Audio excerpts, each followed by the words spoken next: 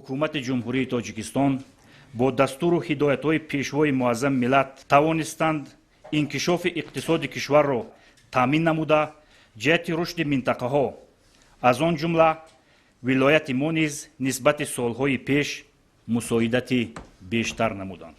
974 иншоот ба маблағи 994 миллиону 253 ҳазор сомонӣ сохта мавриди истифодабарӣ қарор дода шуданд. дар маҷмӯъ танҳо дар соли 2021 аз ҳисоби ҳамаи сарчашмаҳои маблағгузорӣ сохтмони иншооти гуногун ба маблағи умумии 1 миллиарду 765 миллион сомонӣ идома дода шуд. дар соли 2021 буҷети вилоят ба 328 миллион сомонӣ баробар шуда аз он 112 миллион сомонӣ ё ин ки 34% даромадҳои худӣ ва 216,8 миллион сомонӣ ё 66% маблағҳои мақсаднок субвенсия мебошад. бо вуҷуди мушкилоти сиёсиву иқтисодӣ ҳукумати мамлакат ва махсусан роҳбари давлат муҳтарам Эмомалӣ Раҳмон вилояти мухтори Кӯҳистони Бадахшонро ҳамеша таҳти таваҷҷӯҳи хоса ва доимии худ қарор доданд. дар заминаи ин дастовардҳо ва барномаҳои нақшавӣ мехостам андешаи худро оид ба вазъи сиёсиву идеологии имрӯзаи вилоят ки ҷузъи муҳими нишондиҳандаи фаъолияти мо буда роҳандозии иқдомҳоямон аз он вобастагии калон доранд, дар пасманзари паёмадҳои воқеаи охири моҳи ноябри соли гузашта дар ноҳияи Рошқала ва шаҳри Хорух рухдодаро бо шумо дар миён гузорам. дар муддати зиёда аз 1 моҳ аз ҷониби мақомоти маҳаллӣ, сохторҳои қудратӣ ва ҷомеаи шаҳрвандӣ бо дастгирии ҳукумати кишвар корҳои муайян дар самти ба эътидол овардани вазъ ва ба маҷрои муқаррари даровардани ҳаёти ҷамъиятӣ анҷом дода шуданд. ситоди байниидоравии таъмини амният дар вилоят барои пешгирии минбаъдаи қонунвайронкуниҳо як қатор чораҳо аз он ҷумла ба ҷавобгарӣ кашидани шаҳрвандоне ки на танҳо ба ин қазия робита доштанд, балки дар дигар амалҳои зидди қонунӣ ширкат доштанд, чораҳои амалӣ андешида минбаъд низ дар ин ҷода фаъолияти худро идома хоҳад дод. зимнан бояд хотирнишон намоям ки мутобиқи қонунгузории кишвар гуноҳи шахси гумонбар дар сурати исбот шудани ҷиноят аз ҷониби ӯ содир шуда, агар ӯ бо хоҳиши худ ба сохторҳои ҳифзи ҳуқуқ ҳозир гашта бо гурӯҳи тафтишотӣ ҳамкорӣ кунад, сабук карда мешавад. шумо хуб дар ёд доред рӯзҳои 25-28 ноябри соли 2021 раиси шаҳри Хорух таъин гашт ва маҳалла ба маҳалла рафта бо мардум вохӯрӣ карда, дарди дили мардумро дониста, нақша чорабинии оиди расондани кӯмак ва ободу зебо кардани шаҳри Хорухро табдил диҳед. лекин дар маҳаллаи Хорухи боло 2 маротиба кӯшиши вохӯрӣ бо сокинони маҳалла 2 маротиба кӯшиш мекунад, лекин аз ҷониби роҳбари гурӯҳи муташаккили ҷиноятии маҳаллаи Хорухи боло Маҳмадбоқиров монеа эҷод мекунад. ҷинояткорро дар ҳамаи минтақаҳои ҷумҳурии Тоҷикистон ҳастанд ва берун аз онам дар тамоми дунё мо ба воситаи васоити ахбори оммад дида истодаем. лекин вақте ки ҷиноят содир кард, даъватнома бурдан расондан, ӯ озир мешавад. агар ки озир нашуд, рафта дастгир карда мебиёранд.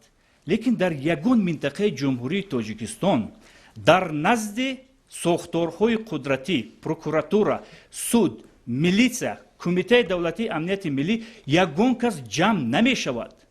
200-300 нафар гирд намеоянд, фишор намеоранд, монеагӣ эҷод намекунанд. ин хос фақат барои шаҳри Хоруху вилояти мухтори Кӯҳистони Бадахшон аст. бас аст охир. якум ман такрор кардам, дар назди вакилони маҷлиси вилояти халқи вилоят иброз доштам. якум бояд мо кӯшиш кунем ки ҷиноят содир накунем. дуюм ҷиноят ки содир шуд рафта дар назди қонун ҷавоб гӯянд. дар маҷмӯъ вазъият имрӯз нисбатан ором, волояти қонун ва суботи ҷомеа таъмин буда, аксарияти кулли мардуми шарифи вилоят барои пешбурди ҳаёти шахсӣ ва ҷамъиятӣ меҳнати софдилона намуда истодаанд. аммо паёмадҳои дигари манфӣ низ ки барои пурраҳ ба эътидол овардани вазъият ва фаъолияти густурдаи мақомоти маҳаллии ҳокимияти давлатӣ ҷиҳати рушду инкишофи шаҳру ноҳияҳои вилоят монеъ эҷод намуда, ба шаъну эътибори мардуми баномуси Бадахшон иснод меоранд, ба назар мерасад. аз тарафи ашхоси ҷиноятпеша ва гурӯҳи аммаслакони онҳо ки таъмини тартиботи ҷамъиятӣ ва волояти қонун хилофи роҳандозии манфиатҳои ғаразноки онҳо ҳаст, бо паҳн намудани ҳар гуна маълумотҳои иғвоҳангез ва бӯҳтону суханҳои таҳдидомез нисбати на танҳо мақомоти давлатӣ, балки кормандони алоҳидаи давлатӣ, шахсони фаъолу ватандӯст ва ходимони давлатию ҷамъиятӣ паҳн намуда, бо ин васила тухми тафриқаю хусуматро дар байни мардум коштанӣ мешаванд. дар ин раванд гурӯҳи азодагони Бадахшон ки ҳайни ҳол дар муҳоҷирати меҳнатӣ берун аз кишвар қарор доранд, бо ҳар гуна муроҷиатномаҳо баромад намуда, рӯи рост мардумро ба нофармонӣ аз ҳукумат ва эътирози минбаъда даъват менамоянд. бояд тазаккур дод ки аз номи мардуми шарифи шаҳри Хоруғ ва умуман вилоят ягон кас ба ҷуз худи ин сокинон ва намояндагони мардуми он дар мақомоти намояндагӣ ҳаққу ҳуқуқи баромад карданро надорад. гузашта аз ин, дар байни ин муроҷиаткунандагон афроде ҳастанд ки барои содир намудани ин ё он ҷиноят дар ҷустуҷӯи ниҳодҳои ҳифзи ҳуқуқ қарор доранд. худ қазоват намоед. ҳангоме ки масъулини мақомоти маҳаллӣ, кормандони давлатӣ, муаллимон, собиқадорон ва ходимони сиёсию ҷамъиятӣ мавқеи шаҳрвандии худро ошкоро ва воқеъбинона нисбати вазъи мавҷуда баён месозанд, зери таҳқиру маломати омилҳои ҷиноятпеша қонунситез ба номи омиён дар нохунаки бадахшониён қарор мегиранд. аммо вақте ки амин гуна гурӯҳҳо рӯйрост давлату ҳукумат ва роҳбарияти олии мамлакат ва масъулини вилоятро тӯҳмату таҳқири ошкоро менамоянд, ин омиёни дар нохунак буда хомӯширо ихтиёр менамоянд. зимнан мехоҳам ба аҳли илму маърифат ва фарҳангу эҷод, яъне зиёиёни вилоят муроҷиат намоям ки дар ҳамин вазъият бетараф набошанд. зеро чунин бетарафӣ ва то ҷои масъулиятношиносӣ буд ки ҳаёти маънавии ҷомеаи Бадахшонро ба марзи бӯҳронӣ рӯбарӯ намуд.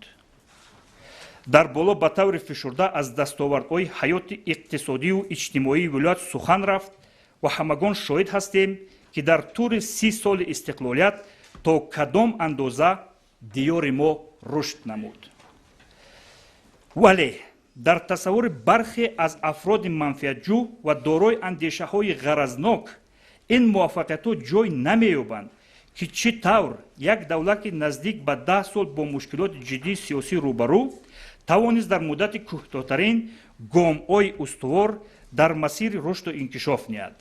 аммо ақли солим ва нигоҳи холисона мебинад ки сиёсати дурусту дурандешона ва заминаҳои дигари созгори таърихию зеҳнӣ, иқтисодию молиявӣ ва дипломатияи асоснок, аз он ҷумла принсипи дарҳои кушод, имконият фароҳам оварданд ки иқтисодиёти Тоҷикистон бо сурат рушд намуда локомотиви дигар соҳаҳои хоҷагии халқ гардад. вале мутаассифона бархе аз амдиёрони мо, аз он ҷумла насли ҷавон, на ҳама онҳое ки дар гирди атрофи гурӯҳҳои муташаккили ҷиноятӣ ҳастанд, аз таъриху фарҳанги миллати худ ноҳогоҳ таҳти таъсири қувваҳои бегона монда ҳуввияти миллии худро то андозае ба инобат нагирифта истодаанд. такрор ёфтани давраҳои талхи таърих моро водор месозад то садди роҳи ин гуна тамоюлҳои зидди миллиро мустаҳкам намоем. мавқеи аксарияти зиёён дар нисбати ҳодисаҳои маълуми охири соли 2021 ва вокуниши онҳо ба андешаву амалҳои номатлуби афроду гурӯҳҳои ҷиноятпеша ва дифоъ аз суботу ваҳдати иҷтимоӣ ва волояти қонун шоистаи таҳсин аст. махсусан дар ин самт аз мавқеи давлатмеҳварию қонунмеҳварӣ баромад намудани яке аз шахсиятҳои маъруфи диёру ватан, адиби шинохта муҳтарам Атто Мирхоҷа, ки дар заминаи таҷрибаи ҳаётӣ ва идроки воқеият бо ифшо намудани каму костҳои ҳаёти маҳнавии ҷомеаи Бадахшон, махсусан маркази маъмурии он шаҳри Хорух андешаронӣ намудааст, боиси дастгирист.